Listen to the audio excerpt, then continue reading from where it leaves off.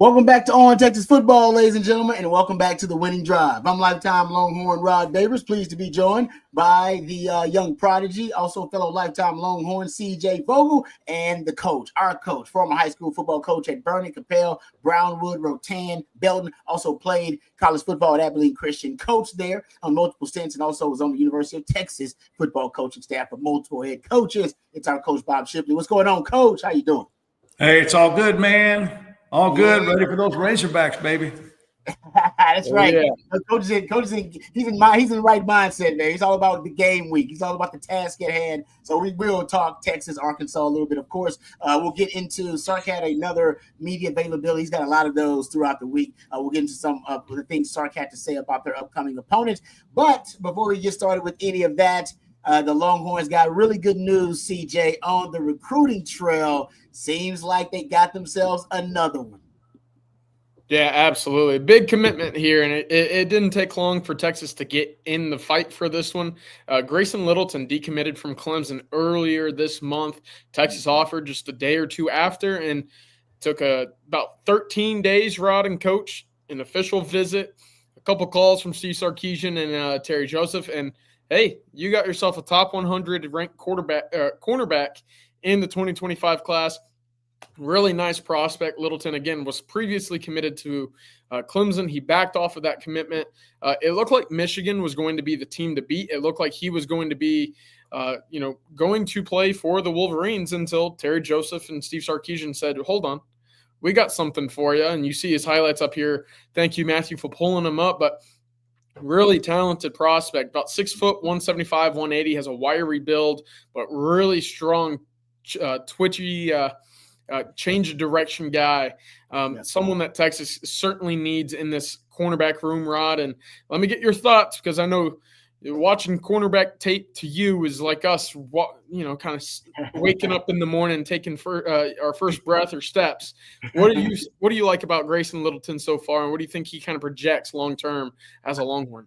Yeah, I actually, I really enjoyed watching this film. I mean, you can tell he's got great football instincts. You can see him there as a return guy. They got him, playing some offensive reps, and he does show that speed as well as a return guy. But as a cornerback, a DB, what I like about his game and translates, I think he's a technician from what I saw. It's a guy I think Texas wants to play more press coverage. They want to play more man coverage. He's got all the raw materials to be that kind of guy. Great instincts. You can see showing off the speed, change of direction. But I would describe him as a technician on the back end. And if he does get the ball in his hands, he knows what to do with it. That's pretty obvious. But I think he projects as a guy that can be a nickel or a corner for you too, not just a cornerback, a guy that can play in the slot. And we know what versatility means for this defense now, and especially in the secondary. They're really big on guys being able to play multiple positions. I think he is a guy that projects as not only he can play on the outside corner, but he can play on the slot as well if need be. But yeah, a lot of projections, just kind of looking at his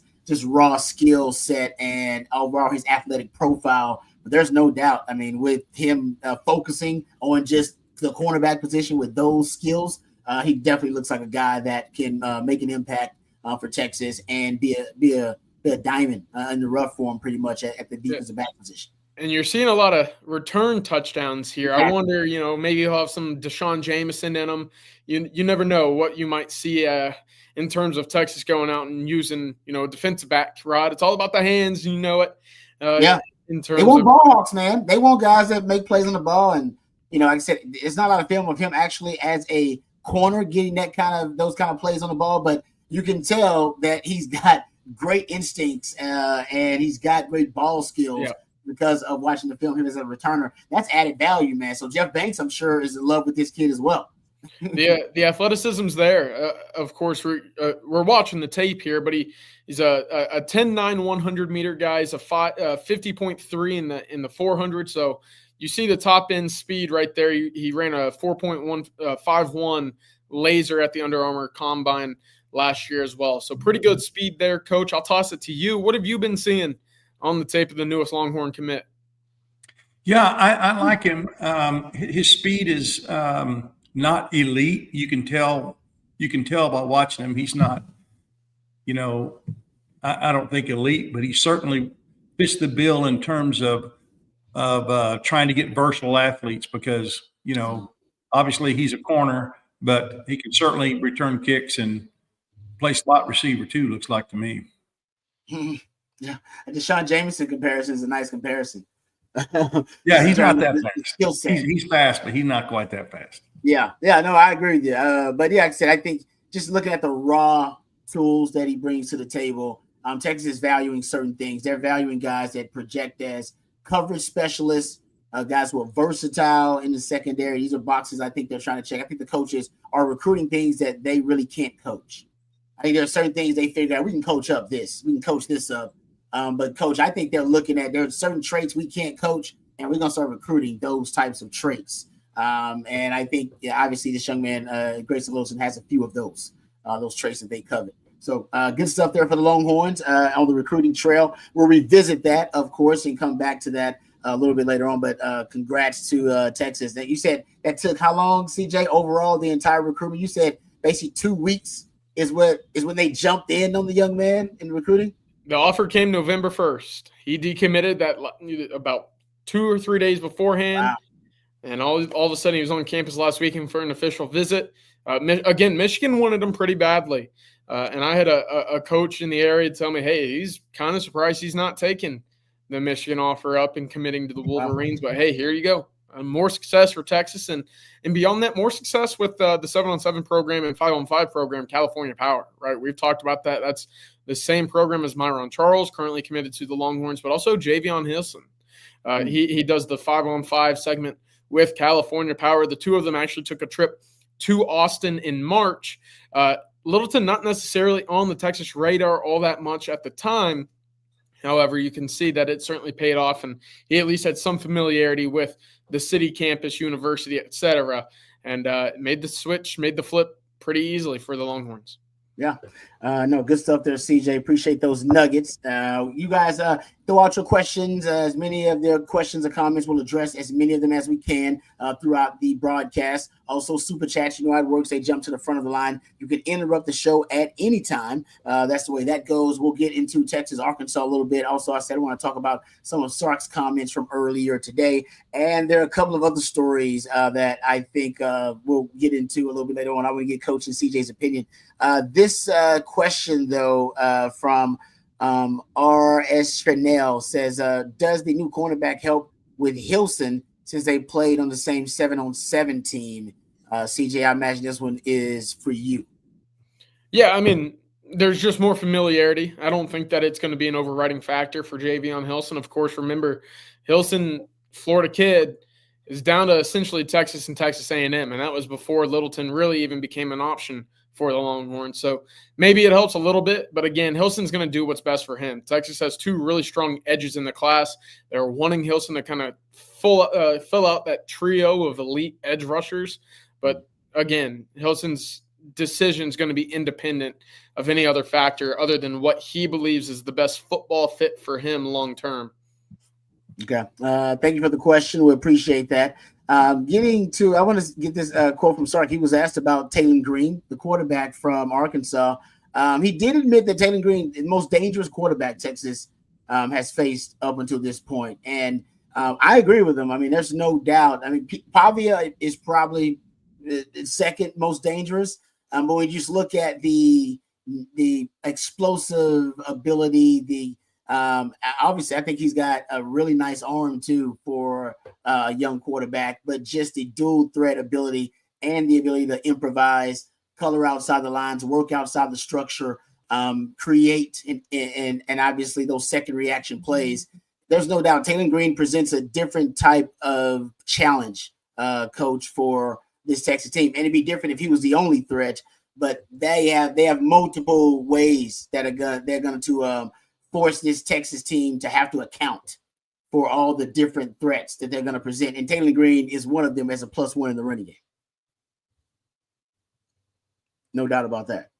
All right, let's get to – I want to get to thank our sponsor before we move on here. Let's thank our good friends over at Hardgrove Roofing because they are a sponsor of the Winning Drive. We appreciate them.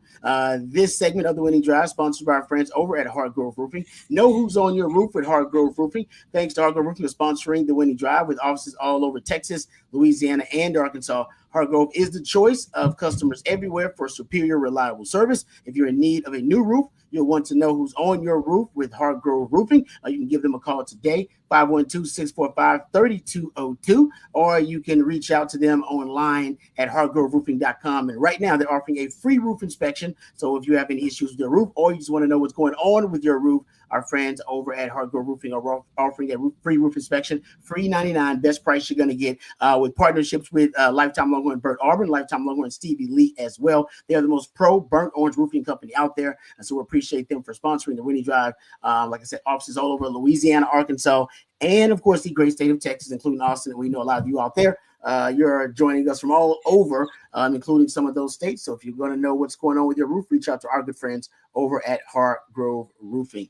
All right, let's talk about Quinn Ewers, guys, a little bit. Kyle Umlang had a really interesting tweet. He always has good kind of statistical nuggets he throws out there. And he pointed out that Quinn Ewers has played in 29 games as quarterback of Texas and has thrown for 7,378 yards. And he threw it out there, the comparison to some of the other recent quarterbacks at Texas. In terms of passing yards by games played, I mean, Quinn Ewers is on a pace that's ahead of some of the greats: Major Applewhite, Sam Ehlinger, Colt McCoy, David Ash, Chris Sims, Vince Young. He's already got a trophy, a Big 12 championship trophy on his resume as well. So I'm talking about the legacy of Quinn Ewers in these last couple of games, especially that Aggie game. But you got the Arkansas game. That's a rivalry game. Quinn Ewers had one of, honestly, his best performances probably that we've ever seen from Quinn in the last game versus Florida. Where do we think Quinn's going to end up potentially? We started talking about some of the records that he could break potentially. I looked at where he is all-time passing yards. He's sixth right now, 7,378 behind Peter Gardere. He'll pass him up probably this weekend, 7,396 for Peter Gardere. James Brown, 7,638. You got Major Applewhite, who's at 8,353. So if he wants to catch a major, you'd have to have some 300-yard games or so down the stretch here. But I know the postseason counts. I'm not sure how much. I'm not sure the playoffs count. I don't know how that works. If that's the case, then Quinn could end up way ahead. He actually could end up potentially catching major this season. What are your thoughts, CJ? I'll throw it to you first. Quinn, in terms of his legacy, what do you think he ends up, first of all, in that all-time passing yards list? And how do you think Quinn is going to kind of, solidify his legacy down the stretch here? Yeah, Quinn will finish third all-time in passing yards for Texas, right? I think it's safe to say 3 games, 4 games, 5 games, however much Texas has remaining, he'll throw for 1,000 yards. I don't feel like that's too heavy of a stretch. But the big question for me, legacy-wise, is these next 3 games, and what does he do after that, right? You know, everything that you've done to this point, that's great, right? You beat Alabama, that's a feather in the cap. You win a Big 12 championship, that's a feather in the cap, right? Texas hasn't done that in quite some time, but there's quite a drop when it comes to Colt McCoy and Vince Young and what's left, right? That number 3 spot, in my eyes at least, and it might differ. Rod, you've been around the program longer than I have. Coach, you've been around the program longer than I have. That 1-2 is pretty solidified. What you have to do to get into that conversation is win a Heisman, win a national championship. Quinn's not going to win a Heisman this year. Safe to say that. But he could still add to his legacy and add to his, kind of Longhorn lore if he's able to go on a run and play his best football over the next 2 months or so. And that'll be really interesting to see where it goes. Right now, the focus is Arkansas. You played one of your best overall true passing games against Florida last week. Can you carry that momentum into the return of the rivalry first SEC matchup against Arkansas? That would be huge. It would be even bigger if he plays very well on the road in the return of the rivalry against Texas A&M and College Station. But even beyond that, if Quinn Ewers is able to, quote-unquote, lead Texas to a college football playoff appearance, everything's off the table in terms of what the ceiling is for his legacy at Texas. If he's the first one, or if he's the quarterback that leads Texas to a national championship for the first time since 2005, well, now you're looking at him in a bit of a different conversation. Now he needs to play his best, and He can't be the statue. He can't be the self-sack taker that we've seen at times under pressure. He'd have to elevate his game a little bit. But when he's good, Coach Rod, when he's really good, it's hard to find a better quarterback in the country, right? It's just that level of consistency that you're going to have to see at an all-time high level of performance. I think the ceiling right now is 3, maybe 4. Again, I'm not all that well versed in terms of where's Major and Chris and where's all the old-time quarterbacks line up long-term. All I know is it's going to take a heck of a performance to be up there in the conversation with Colt and Vince when it's all said and done. Coach, what are your thoughts? Yeah, I can't see that happening. As much as I love Quinn, I can't see that happening. But, for what he's done for our program, where our program was when he started and where our program will be when he ends, will tell the tale. He can't stump his toe again. He just can't have another bad game. Certainly, we're in a situation where unless somebody throws a wrench in our plans, and we just get out coached, our kids just show up. Arkansas, I think we can take care of that. Of course, I think we can take care of Kentucky at home. Then you go at A&M. Ask me after the A&M game, and I mean, Case McCoy had a roller coaster career at the University of Texas, but he beat Oklahoma and he beat A&M. And so he's thought of in a higher way because of that, because he did come through and win some big games for us when, there's obviously, you start looking at those guys, there's a lot more talented guys, but I would say it wouldn't be, I don't think there's any way he's going to pass up the legacy of Colt. There's no way he's going to pass up the legacy of Vince. And it's not fair because it was a whole different era with James Street and, all those guys. So I know he's a very popular guy in the Burn Orange Nation. And I really will always be indebted to him for coming back to Texas and leading his university to national preeminence again. But there's still some chapters to be written to that, and it will tell the whole story. I think you hit the nail on the head there, Coach. That is going to be his legacy. That's going to be Quinn's legacy. It was a dark 15 years for Texas. We watched Texas. We talked about it in 2014. They had 57 yards in a bowl game, right? It was ugly. We saw Texas lose to Kansas twice. And then came along, kind of the prince that was promised, right? The number 1 overall quarterback in the class. He transfers over. He's Sarkisian's hand-picked guy. He wants to play for Sark. He wants to play for the Longhorns. He wants to get Texas back to where they were, and I think you're sitting at number 3, 12 weeks into the season.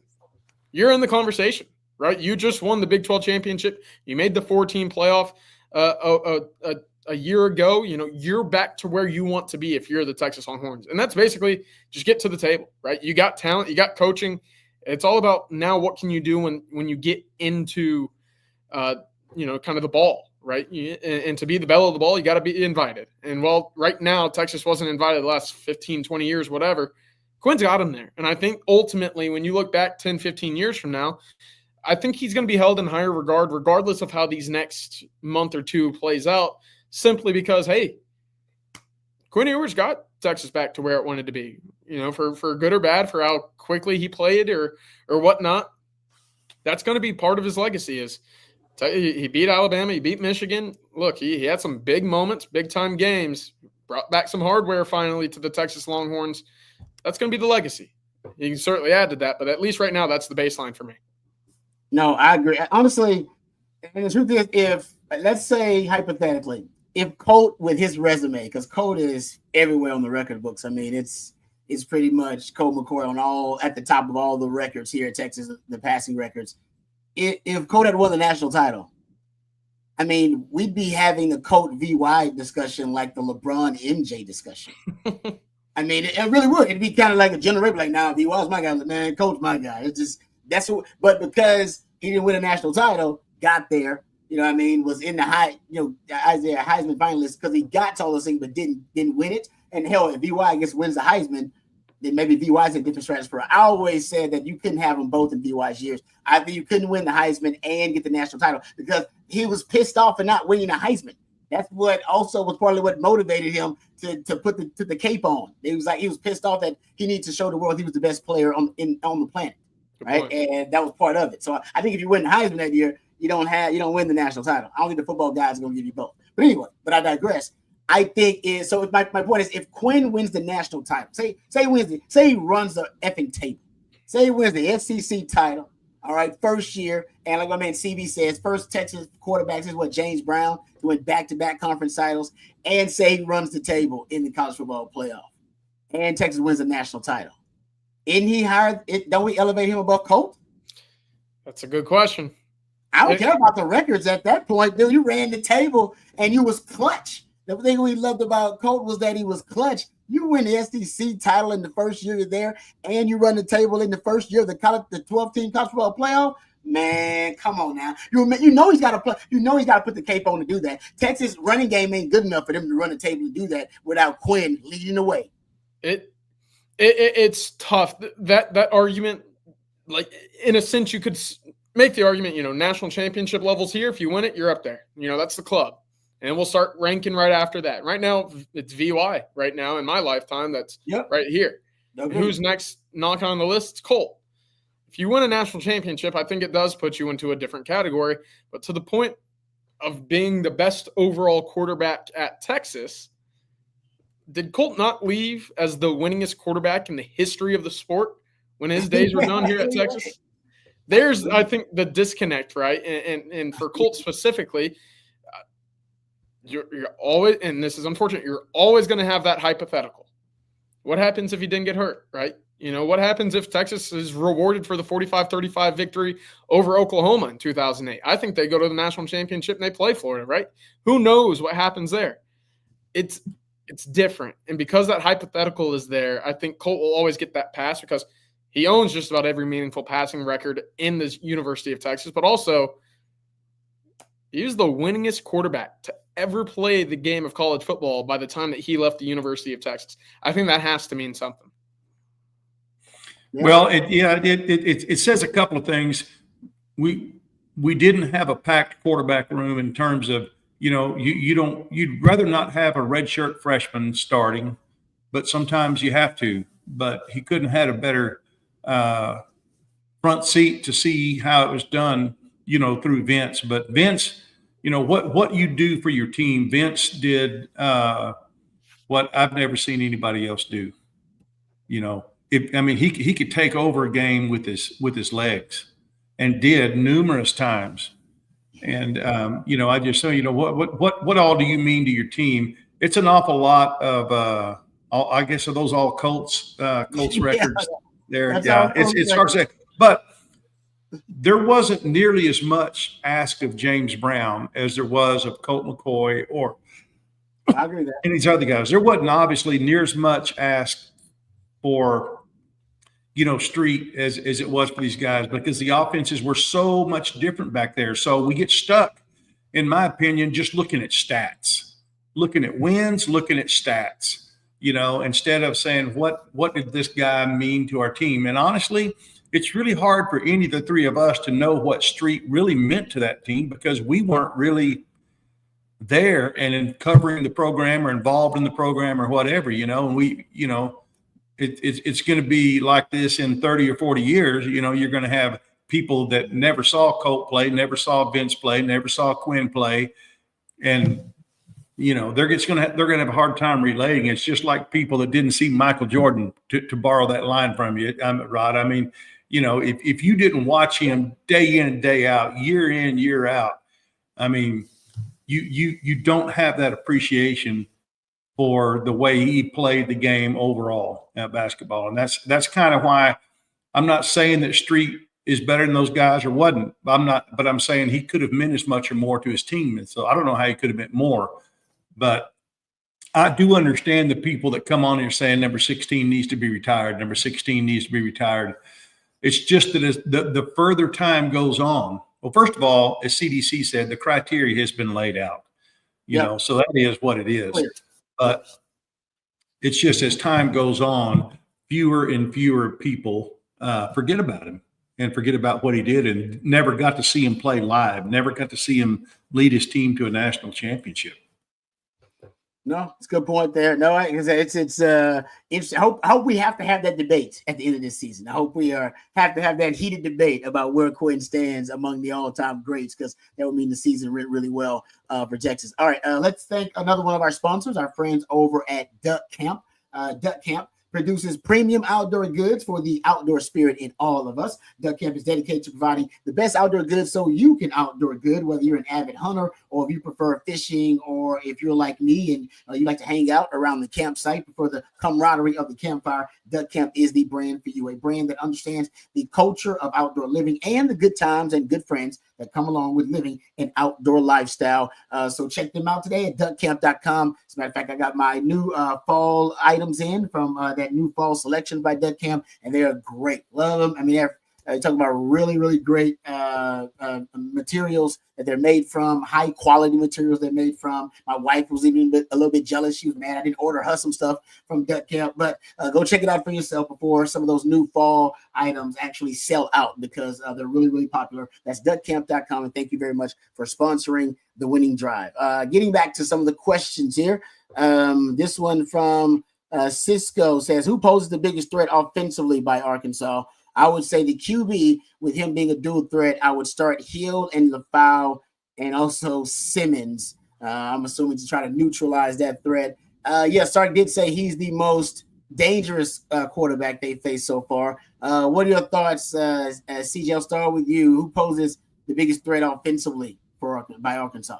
Yeah, in a game like this, I think you have to start with the quarterback, one that can run as much as he does and as often as he's 6'6", 225, 230. I mean, I know we talk about him maybe having a slender build, but hey, that's still a big body that's got to fall forward at some point. And he certainly has the athleticism to get to the edge. He's got a good enough arm to make the throws down the field. You got to start with him. And if you're able to take away that quarterback run, I think it makes things very difficult. You see Andrew Armstrong up there with 857 receiving yards. He's next on my list. However, if you're able to take away that quarterback run, like Texas was able to do against Oklahoma, like they were able to do against Diego Pavia and Vanderbilt, life gets much more difficult because that playbook gets condensed. And so I like the idea of Anthony Hill and Leon LaFau at least always having eyes on the quarterback, because you're going to see the read option, you're going to see speed options, you're going to see all sorts of triple options and motions. It's going to be really interesting because you take away the running ability of Taylon Green and you force him to throw, especially if they're down behind a score or two. Yep. That's when you start getting some turnovers. He's very sloppy with the football. We talked about it earlier this year or this week. 7 interceptions, 11 fumbles. How about that? So 7-11. Exactly, Rod. And you come on in, it's nice and quick with the turnover. You're going to leave happy, that's for sure. So that's the thing for me. Take away the run, keep an eye on him. And I don't know if you want Colin Simmons out there. I don't know if you want a Barron Sorrell and Ethan Burke. I don't know what the philosophy will be in terms of, do you want the long, lengthier guys, or do you want the speed guys that can get around, maybe not hold the edge as well, but have the speed to track down a backside rush or whatnot? It'll be interesting to see what that snap variation looks like at the end of the game Saturday. Good point. Hey, Coach, how would you neutralize first of all, to the question, who do you think poses the biggest threat for Texas on that Arkansas offense, and how would you neutralize that threat? Well, I think I agree. A dual threat quarterback is certainly, and he's dangerous, but they want to rely on the running game, and so one of the keys for us defensively is going to be what we do offensively. We talked about this on Football Theory, Rod, this week. If we they're going to want to keep the ball away from us. They're going to try to control the running game, get some scrambles, some quarterback draws, or some stuff with the quarterback, get him involved, and then. But if we score, like last week, one touchdown. Our average drive was 1 minute and 4 or 5 seconds or something like that. That's insane. And so if you can get a 2 to 3 touchdown lead, they're not going to be able. It's going to change their game plan. They have to try to keep the game close and not let Texas get in that get its mojo back like they did last week. But I think, as they say, I hate to sound this, be so cliche-ish, but you got to make them beat you left-handed. And that goes with stopping their quarterback in their running game, and if they beat you passing, and it's not like they don't have a great receiver. I mean, Andrew Armstrong is, he's pretty special, so they have some threats down the field.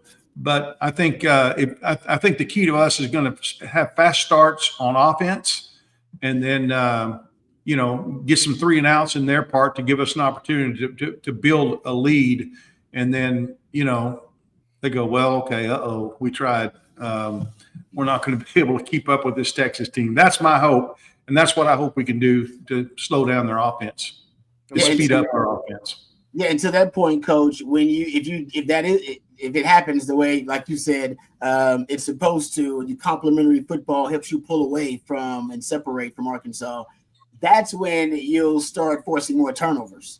They'll put them in a situation where they'll start passing the ball predictably. And as CJ mentioned, well, how many was it? 22 fumbles you said that Arkansas has on the season. That's not how many they lost, but they fumbled the ball 22 times. Yeah. The team. I mean, that's I think that's 133rd out of 134 teams. So to CJ's point, they're careless with the football, and I think that's the situation you want to put them in, and that's when I think you can get some of those turnovers. And I'm sure Texas has probably been practicing that all week, ripping, stripping, punching out the football. I expect to see the ball on the ground if I'm a Texas. Another issue, Rod, that we're going to have to deal with if they do try to beat us passing. We talked about this on Football Theory as well. Tell me again the height of their receivers, Rod. Oh, they got the big ones. That's 6'4". Andrew Armstrong is 6'4". They got Broden, one 6'7". 6'7". That's Broden. They got Tesla. He's 6'4" too. I mean they got size and wide out. I mean, those jump balls to athletic basketball type wide receivers scare me a little bit because they know how to position their body between you and the ball. And they know how to go up and high point it. And I could see that being a problem for us. It's just as well as, again, Rod, you brought this up in Football Theory, the slants, getting those big guys, bodies inside of our DBs and corners on slants, and then just position, you have to go through them to get the ball, and that's really hard to do. So don't think they can't present some problems throwing the ball, because I think they can. Yeah, they like the all verts, and they love them slants because those are just the kind of body positioning. If I throw it up the right way, or if I'm accurate with the football in terms of ball placement, it's almost impossible to defend those big body receivers like that. But Texas DBs, it'll be interesting to see how they want to defend. Sorry, go ahead, CJ.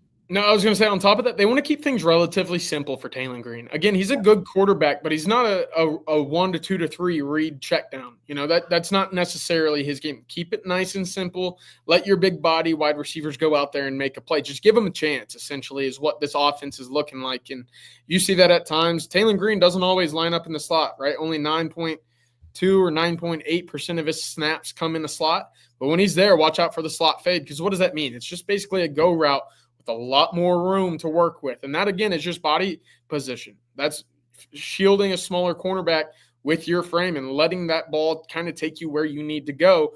That's something I would keep an eye on if you see Armstrong in the slot at all this weekend. Again, doesn't happen all too much. But to your point, these bigger body wide receivers, Tesla's a guy, absolutely, you're going to see over the middle. That's where he does a lot of his damage. Digs, slants, ends, whatever you want to call him, he's going to be a guy that Taylor Green's throwing right over the shoulder of a guard or a tackle for him over the middle of the field. Luke Haas, very much of the same mold. Bolden's the one, I believe, is the one that you got to keep an eye on. 6'7" is Broden. Yeah. Let me double check. He's the one that you got to keep an eye on in terms of the vertical passing shots. Yep. Now, they don't do a great job throwing the ball deep, but when they do, he's one that you really got to keep a close eye on because he's averaging about 17.8 average distance per target. Tyrone Broden, Rod, you're right. 17.8 average distance of target for him. So that tells me one thing, and it tells me this very similar thing to Andrew Armstrong. Huck it deep and let those big boys go work, right? That's exactly it. Yeah, especially when you got a running game with a power running back and Braylon Russell. You got Jaquindon Jackson who can run between the tackles. You got a quarterback that will force your edges to stay disciplined with gap integrity so they can't be crashing down on the inside run game. And then once you start creeping those safeties up, try to help out. As soon as they get them a matchup they like. The question is, do you like a matchup against Texas corners? Because I would take Texas corners, but this will be a test, though, because Andrew Armstrong's an NFL wide receiver, and 6'7" is 6'7". I don't give a damn. 6'7" is hard to cover. As a DB, I can tell you that right now. Unless you're 6'3". All right, Coach. Yeah. If I'm 5'11", which is what Texas corners are at the max, 6'7", alone down the field is tough to match up against. Right? Is this the reason why we've seen so much Kobe Black recently? You know, we saw him kind of enter that rotation against Vanderbilt. He played his most career snaps last week against Florida. Listen, he's not an overwhelmingly lengthy cornerback, but he's certainly the largest one Texas has on roster. And when you see him in person, you think, okay, that looks like a guy that could defend just about anybody that's 6'4", 6'5". That's good. I like that, CJ. That's nice. That's a hell of a theory right there. If we see a lot of Kobe Black, we'll have to give you your props on that one. All right, let's get to the super chat here. Jay Lee, thank you very much for the super chat. Really appreciate it. He says, how do you think the NIL allocation combos go between the coaches?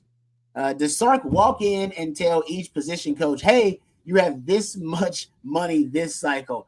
Oh, man, Coach, I know it's been a while since you ain't been around during the NIL days.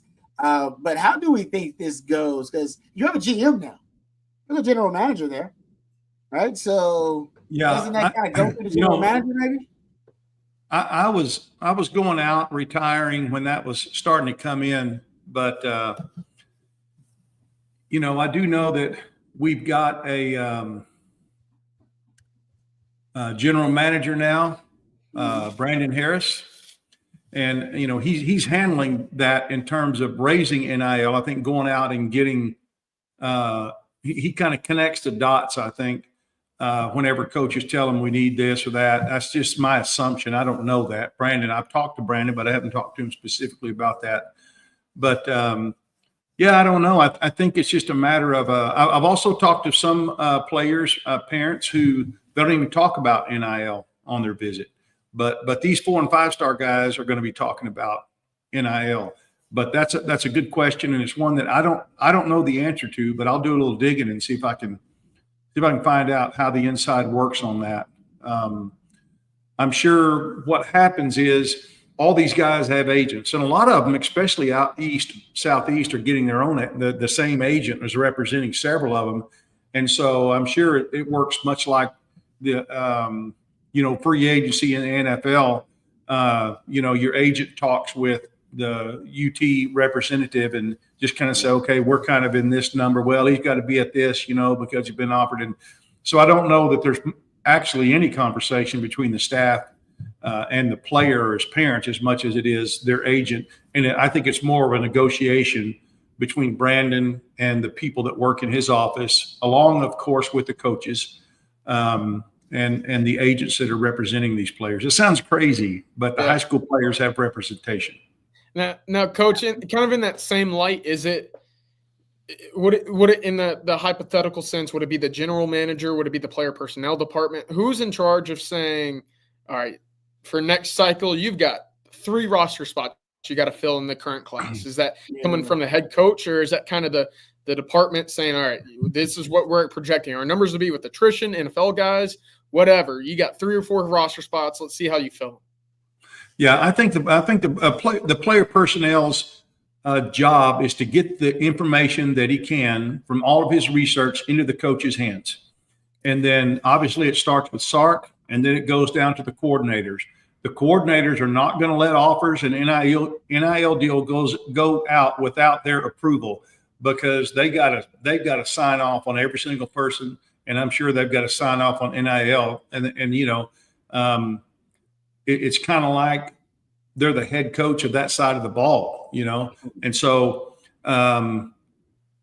But I think the player personnel director just gets all the information out there to him, turns it over to the coaches, and the coaches make the decision. I don't know unless you've got a player personnel guy that is very wise and experienced and has proven himself over and over. Is he going to go in and stand on the desk and beat on the desk for a guy? It's the coaches that are going to do that, the position coaches and the coordinators with the head coach, especially if it comes down to where you've got X amount of money left. You're kind of down to the bottom of your signings. You don't have too many guys left. Obviously, Sark will make that decision, but he'll make it with his offensive and defensive coordinators. Good stuff. I also wonder, because in the NFL, you got a general manager, but you got a salary cap, so you have a capologist. Literally somebody that's crunching the numbers about, all right, you know what, we have this much left with this much under the cap. We signed this contract, restructure this contract. You know, we'll have this much money available, whatever, in terms of how they are allocating salary cap resources. You don't have a salary cap per se, but you soon will, basically, when they have revenue sharing. Right. And then essentially you do have one, because how much money do you have NIL wise? That's basically your salary cap to spend for football. We don't know what that is. That is not public knowledge. So who's the capologist? Because the general manager ain't the cap. He's not necessarily crunching the numbers. You need somebody like to literally crunching numbers about this money goes to these players. This player gets this much over 3 years, because we just signed a 1 year, or are we talking about, you know what I mean? Because now you're talking about multi-year deals potentially with these guys. And then you got revenue sharing thrown out there too. If you don't have a capologist, you're gonna need one. And I wonder if they have. I'm sure they have one. I just don't know what the title of the capologist is in college. Yeah, that X amount over 3 or 4 years, that's going to change when you kind of consider some of the early impactful guys that Texas has on the roster now. Yeah.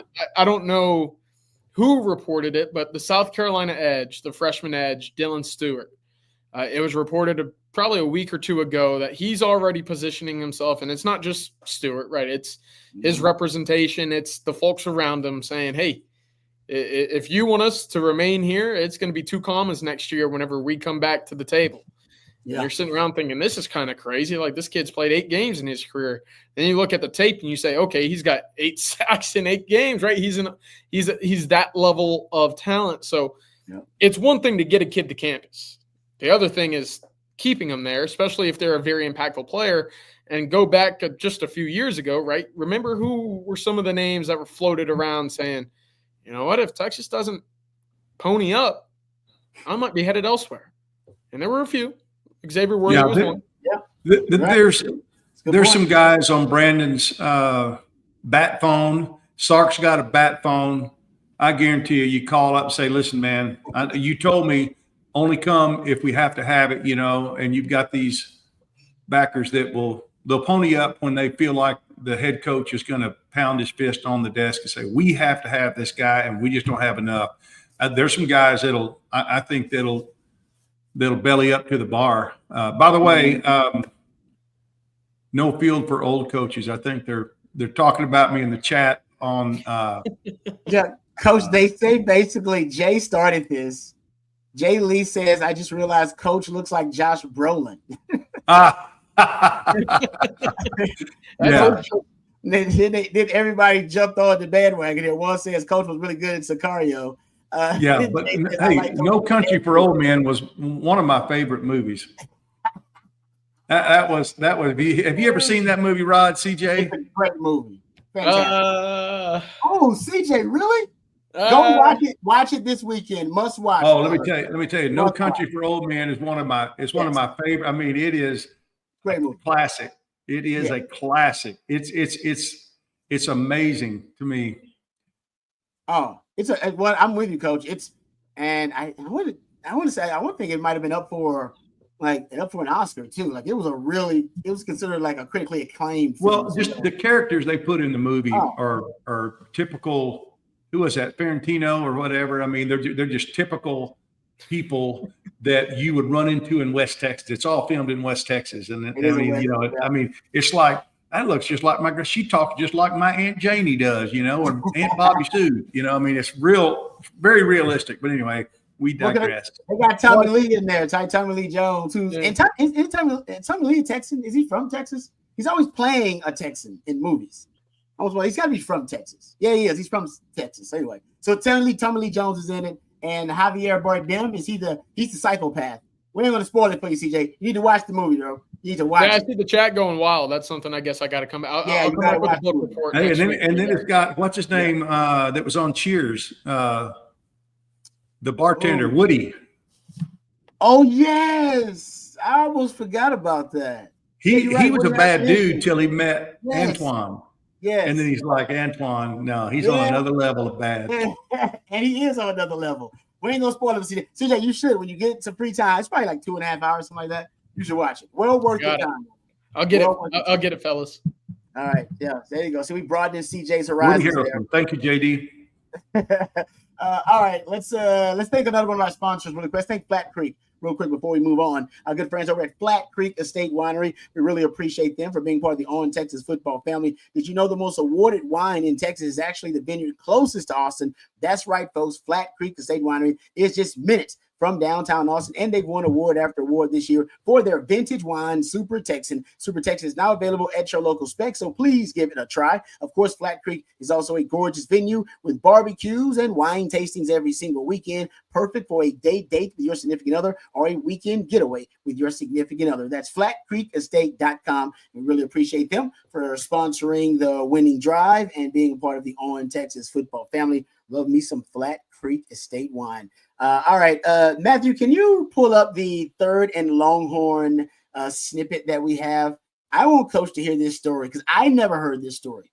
I actually, and this is Derek Johnson. We do the 3rd and Longhorn with Derek Johnson, Alex Okafor, my man Fozzie Whitaker, Jeremy Hills, Nick Shuley. Shout out to Nick Shuley. And so Derek Johnson was telling the story about a 2004 Arkansas game, Coach. And I'll let him just tell you, but I never heard. I hosted DJ. I hosted Derek on his visit. And I've been knowing DJ forever. Ever since then, I consider him a good friend. Never told me this story. I know why he didn't tell me the story now, but think about how crazy this is. Listen to my man, like legendary lifetime Longhorn Derek Johnson. So 20 years ago, 2004, we played in Arkansas. You got McFadden. Mm-hmm. What's the tall quarterback that they Matt had? Jones. Matt Jones. Jones. Woo. Yeah. Woo, he was fast. Jones. Okay, yeah. So you had McFadden. You I had just all missed these guys, Peyton Hillis or whatnot. And we're going out there. Knew it was going to be a tough crowd or whatnot. And I'm not usually the one that's talking for the coin flip or whatnot. So I go out there. Nobody knows this, by the way. If you watch that actual TV copy, when we go out there, everybody's saying, hey, whatever you do, we want to kick the ball.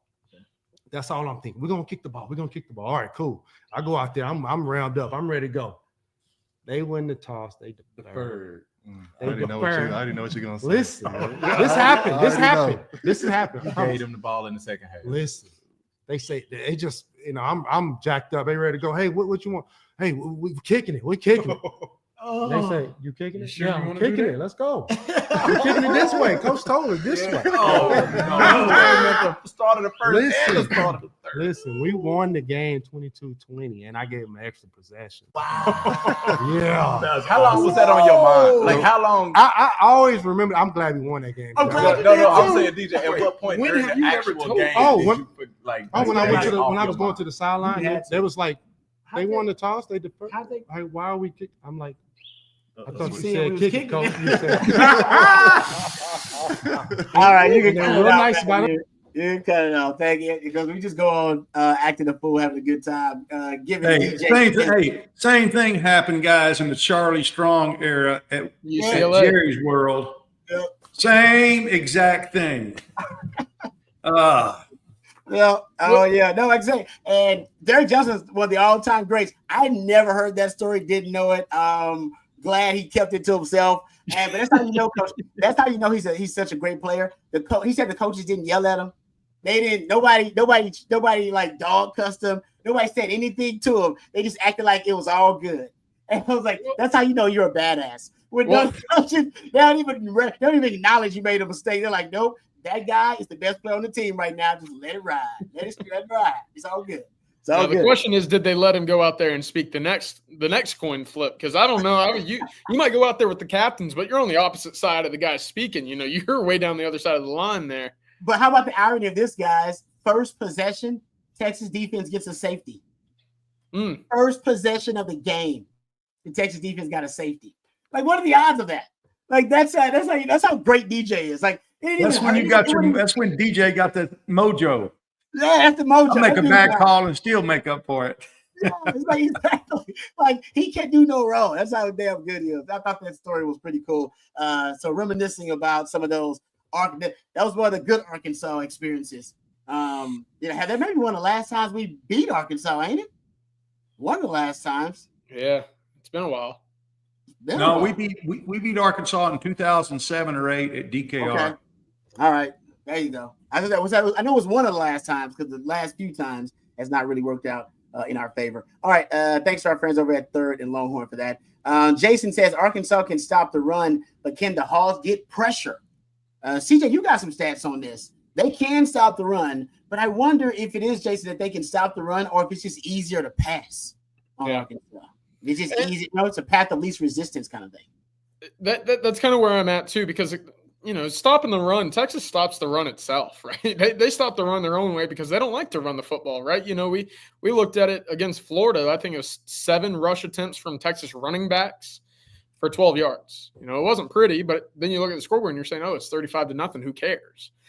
You're going to have to play some balanced football eventually. But right now, with the way that this Arkansas secondary is looking, with the way that their pass protection or pass rush is kind of setting up, if you're able to stop Landon Jackson off the edge, you're going to give Quinn Ewers some time. And if you give Quinn Ewers some time, it's like if you give a mouse a cookie, he's going to take it, right? He's going to take some more. If you give Quinn Ewers some time, he's going to take some time and he's going to get some yards as a result. But that's kind of the big thing. Landon Jackson, 32 total pressures on the season for the Razorbacks. He's number 1 in pass rush for them. Outside of him, no one else on the team has more than 15 pressures. So he's kind of the one that you got to watch. Now, Nico Davalier, he's a guy that gets after the quarterback. He has 1 sack, 14 pressures. But Eric Gregory is the guy that I'm watching on the interior. 4 sacks, 14 pressures coming from the interior. Look for DJ Campbell, Hayden Connor, Jake Majors to have their hands filled with number 50 right there. That's a big guy that's played 430 snaps, Rod. That's a lot, Coach. That's a lot for an interior defensive lineman this year. Yeah, that is a lot. All right, thank you for the question there, Jason. I have a quote. I saw a tweet from Pro Football Focus about the highest graded linebackers in the country, and Anthony Hill was among these linebackers. He was actually 6th in the Power 4. They had the 6th highest grade linebacker, 86.8 grade. And I saw it to my man CB because I saw him retweet it, and then I went and looked at it. But Micah Parsons was commenting via Twitter on a post by Marcus Mosher, who was talking about Travis Hunter, and in it he said his favorite pick for the Cowboys in round 1, assuming Travis Hunter wasn't available because everybody wants him, would be Luther Burden, the wide receiver from Missouri. And then Micah Parsons quote tweets it. And he says, "Give me Anthony Hill from Texas." Jalen Walker. That one, Micah. Yeah, apparently Anthony Hill's got a big fan in Micah Parsons. I did not know this, but maybe my man Demo, maybe DeMarvin Overshone's got him watching some Texas games. Who knows? But I thought that was pretty interesting that Micah Parsons gave a nice shout out to Anthony Hill because I think this is a big game for Anthony Hill. I think when you got a dual threat quarterback like this and you got a running game you're going up against that is as formidable as Arkansas's running game, feels like the guy that is your, the kind of the quarterback of that defense, which is Anthony Hill, feels like he's got to have a monster game, which he's been having monster games, by the way. So I'm not, I'm not implying that he hasn't, but I just feel like he's got to have one of those big games. Spying Taylor Green is a big part of it. Stopping that downhill running game. I mean, hell, Braylon Russell coming downhill at you. Feel like this is a big game for Anthony Hill. Yeah, definitely. Yep. The one thing I think is pretty funny, and before I get to it, could you imagine an Anthony Hill and Demo combo? Woo! Hey, now. Listen, Jalen Ford was really good at Texas. The one thing that kind of kept Jalen Ford in my eyes from the Demo, the Anthony Hills, is that sideline to sideline ability. Again, Jalen Ford was great in coverage. He was great at reading eyes and instinctually being in the spot to create turnovers. But that pure athleticism goes to Anthony Hill and Demo. I'm saying right now, if you're able to pair the two of them up at any level, that is quite a linebacker duo in terms of speed and athleticism. But But yeah, it might be a minute for Anthony Hill. I'm sure he would love to stick around in the DFW area and play for the Cowboys, but he's got to wait a year. He's got to wait 2 years, really. That's what everybody kept telling Micah. They were like, he's not eligible, Micah. He's like, oh, okay. Is Jerry Jones' grandson still on the football team? That's a good question. I am not sure. I don't know. I don't believe so. I think he graduated, and I think he's actually working in the front office for the Cowboys in some capacity. Yeah, well, but there you go. that makes too much sense for Anthony Hill to team up with Demo. Oh man, that'd be all. Well, we don't know who's going to be coaching the Cowboys, so we have no idea what the draft strategy is going to be by that time. They won't be Mike McCarthy. We know that. I was thinking, what's Anthony Hill's best game so far as a Longhorn? I ask that because we've seen the instant game breaker ability from Anthony Hill, whether it be the couple sacks against Alabama, obviously this year against Oklahoma. I think he saw the bulletin board material and said, I'm the best player on this field right now. I ask that because it takes me back to Michael Parsons when he played in the Cotton Bowl against Memphis his senior year. And Matthew, I don't know if you can bring those stats up, but that was one of, if not the single best defensive performances from a college football player I've seen in my lifetime. Michael Parsons against Memphis in the 2019 Cotton Bowl, I believe. If Anthony Hill joins a defense with Micah Parsons and DeMarvion Overshown, you're talking about maybe the fastest 3 linebacker edge duo in the entire NFL. I mean, that would be quite – I believe Micah had – 3 sacks, a deflection for a pick 6, 2 pass deflections, a forced fumble. I mean, it was some players' entire seasons rattled off in a game that ended up being like 56-37. Like, it was a crazy game. I think you're right, CJ. I think it's the Oklahoma game. I mean, that Oklahoma game, he had 11 total tackles, 7 solo, 3.5 tackles for loss, 2 sacks, and a forced fumble. That's pretty good. I'm looking. That's the most tackles he's had in the game. His next best game was Georgia, probably. He was a study. He had 8 tackles in that game. Yeah, coach. He had 8 tackles in that game. He had a sack. He had a 1 sack. Tackle for loss and a half. I think that Oklahoma game was his best game. I mean, there was a little trash talk before that game about Anthony Hill being a little overrated, and that's good Lord.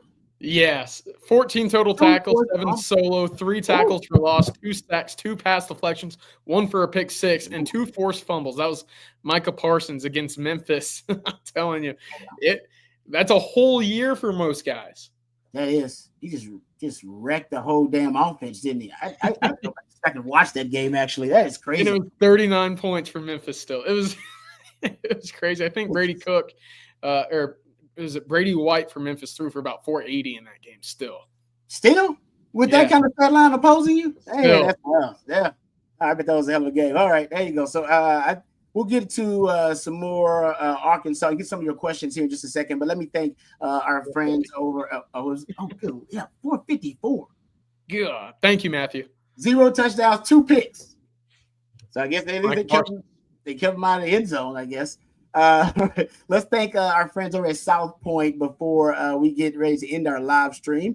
Thank you to our good friends over at South Point Dodge. Remember, you can score an easy extra point this season when you get to the point over at South Point Dodge. South Point Dodge has over 600 vehicles in stock right now, including a great selection of Ram 1500s, 2500s, and 3500s. Whatever your truck needs, South Point Dodge is the one-stop shop. You can score big today, including getting a great deal on 50 Ram 2500. They actually have over 50 of them marked down right now, 50 Ram 2500s, all marked down with huge savings over at South Point Dodge right now. Go check it out for yourself. That's South Point Dodge, Austin's automotive everything. Whatever your truck needs, South Point Dodge is the one-stop shop. Go to southpointdodge.com to see their inventory online, or you can go see it for yourself in person off of I-35 in South Austin. That's southpointdodge.com, and really appreciate them for being a sponsor of the Winning Drive. Getting back to something we started the show off of, talking about the big news for Texas today, the commitment, CJ, from Graceson Littleton from for the defensive backfield, the cornerback out of, I believe he's out of Florida, correct? Tampa, Florida. Can you tell us a little bit more about the latest commitment? Yeah, of course. This is a big one for Texas. Of course, you're looking to fill out positions of need this late in the cycle. And if you're able to fill out a position of need with a top 75 national kid, you're doing something right. And that's Graceson Littleton, 6 foot, 175, 180 at the moment. Again, a bit of a wiry build, not a guy that has a whole lot of meat to him, but hey, that's seeming to work out right now for guys like Kobe Black, Manny Muhammad. That frame plays in the SEC, especially when you see 10.9 in the 100 meter as a junior. He ran a laser 4.51. So he's got some speed to it. It's not overwhelmingly elite speed, but it's enough to catch up with just about whoever you might face at the SEC level, which is encouraging. He's only going to get quicker, right? So you don't see a whole lot of him in coverage, but what you do see is instinctual. You see the eyes in the backfield. You see him playing the football, and that's been a trend for Texas, right? Looking back to Santana Wilson, Wardell Mack. You look at Kobe Black from a year ago. These are all guys that like to play through the hands, physical at the point of attack, and that's exactly what Graceson Littleton is able to do for you. And let's not forget, Clemson's been really, really good at identifying cornerback talent over the last few years and developing them. So if this is a guy that they sought out early, I always look at schools positionally. Who recruits what spots very well. TCU, if they recruit a safety or a defensive back, I'm all the way in. Utah, if they like defensive front seven guys, I'm all the way in. This is another one for me where I'm saying, okay, Clemson's got a pretty good resume of NFL cornerbacks right now, A.J. Terrell being one of the most notable first-rounders. This is a good addition for Texas, and it certainly helps pole vault them into the top 5 nationally as well, with several spots still remaining before December 4th comes rolling around, about 3 weeks away. Yep, versatile. I think that's one of the things the coaches, they realize you can't coach that, and so you got to recruit what you can't coach. And in the backfield right now, that seems to be one of the top priorities, or at least one of the traits that they covet is versatility. The young man certainly's got a lot of versatility. You see the instincts as a football player. I think he can play nickel for you too. And I think that would be the goal. They want to cross-train these guys. I think he projects to be an outside corner, also a guy that can play nickel. Good change of direction, great football instincts. Certainly knows what to do when he got the ball in his hands too. So I like that commitment for the Longhorns. Graceson Littleton, the latest commitment in that 2025 class for the Longhorns. All right, guys, I appreciate all of the questions and all the super chats. Appreciate all you guys' participation in the show today. Also want to thank all of our sponsors. Thank our good friends over at Flat Creek Estate Winery, flatcreekestate.com, Duck Camp as well, duckcamp.com, South Point Dodge. We appreciate our friends over at southpointdodge.com, and as well Hardgrove Roofing. Know who's on your roof with Hardgrove Roofing, hardgroveroofing.com. Thank Matthew behind the scenes, who he's a real MVP. So we always appreciate Matthew working hard for us. Hey, there he is. Hey, oh, There he is. Was that Bigfoot? He was there. He's gone. Sorry. Hope y'all got a screenshot. No, people in the chat, they were basically saying they want to see Matthew. They want Matthew to get more cameos on the show. They say basically Matthew behind the scenes is like a wizard behind. Yeah, we need Matthew on the show. Matthew's got some zingers now. No doubt. We got to. Yeah, Matthew's one of the funniest guys I know. We're going to use some of those memes and gifts on Matthew if he comes on the show, no doubt. But yes, thank you to Matthew. He's a real MVP, folks. And thank you, all you guys out there for all your participation, all the questions and the super chats. Thank you very much. Thanks to CJ, thanks to Coach, and for CJ, for Coach, for Matthew behind the scenes, for all of our sponsors at South Point, for Duck Camp, also for our friends at Flat Creek, and for Hardgrove Roofing. Until next time, hook 'em horns.